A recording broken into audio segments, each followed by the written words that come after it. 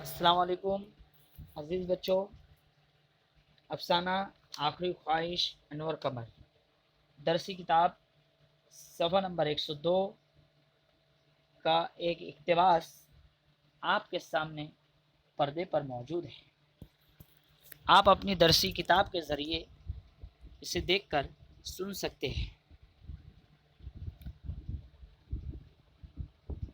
راہداری میں یعنی آنے جانے کی جگہ، راہداری میں سپاہیوں کے چلنے کی آواز سنائی دی.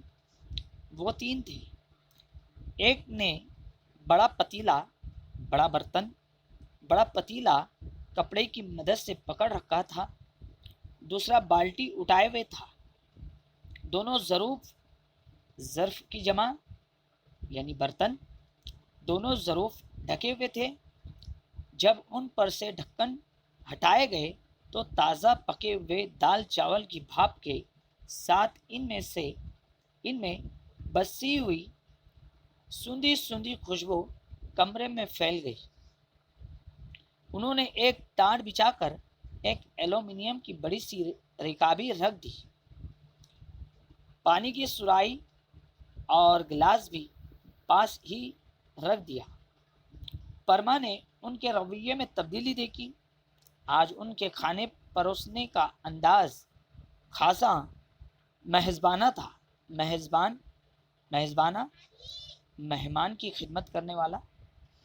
ورنہ اس سے پہلے وہ یوں دیتے تھے جیسے کتوں کو رتاب دے رہے ہو. رتاب جانوروں کو کھانا. اس نے تھوڑے سے دال چاول رکابی میں ڈال کر کھا لیے. جی نہ بھرا تو اور کھائے پھر، اور گویا آج ہی اسے پیٹ بھر کھانا نصیب ہوا ہو. اس کے باوجود بہت سا دال بھات بچ گیا. اس نے اسے احتیاط سے ڈھک دیا. گلے میں سے رنگ برنگی پتھروں کی مالائیں نکالی.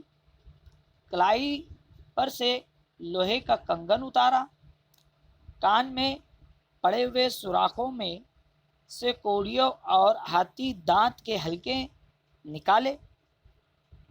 وہ کپڑا بھی اس نے دھو کر خشک کر کے احتیاط سے رکھا تھا جسے وہ اپنا سطر چھپانے کے لیے باندھا کرتا تھا.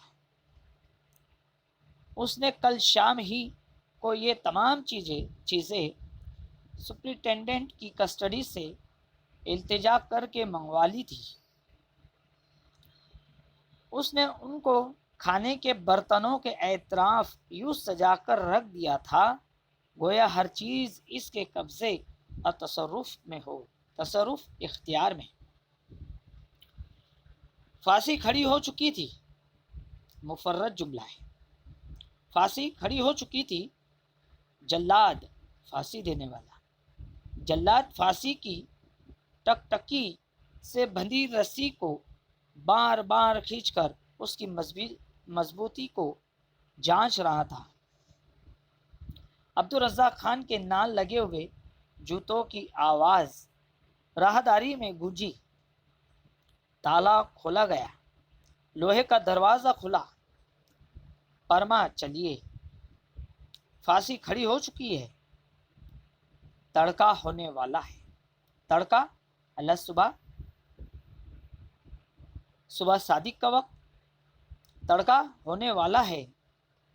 پرما نے حسب معمول اسبات میں گردن ہلا دی. اسبات ہمیشہ کی طرح.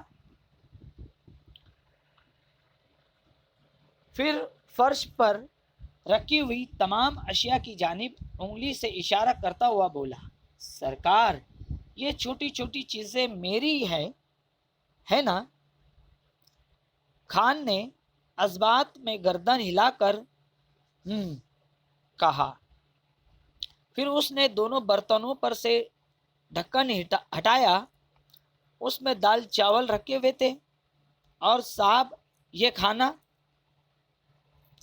یہ بھی تمہارے لیے ہی پکایا گیا تھا. تو میرا ہوا نا؟ ٹھیک ہے تمہارا ہی صحیح۔ تو سرکار ایک کرم کیجیے گا، میری لاش کو لینے کے لیے میری بیوی، میری بیٹی، میرا بھائی وغیرہ آنے والے ہیں۔ یہ بات انہوں نے مجھے پھانسی کی سزا دیے جانے کے دن عدالت میں بتائی تھی۔ سپرنٹینڈنٹ خان کے منہ سے پھر نکلا، تو صاحب ان چیزوں کے ساتھ یہ کھانا بھی ان کو دے دیجیے گا۔ اس اقتباس کا اختتام بڑا المیہ ہے۔ عزیز بچوں، پرما نے آخری خواہش کے ذریعے ہمیں یہ پیغام دیا ہے کہ انسانی زندگی ایسی بھی حالت سے گزرتی ہے کہ انہیں 2 وقت کا کھانا پیٹ بھر نصیب نہیں ہوتا۔ اپنی زندگی کو الوداع کہتے کہتے اس نے اپنے گھر والوں کو پیٹ بھر کھانے کا انتظام کیا۔ اس افسانے سے ہم کو زندگی کی کئی پہلو اور کئی حالات پتہ چلتے ہیں۔ اب اگلا ویڈیو آپ کے سامنے اس اقتباس پر مشتمل سرگرمیاں رہیں گی، آپ کو اسے حل کرنا ہے۔ اللہ حافظ۔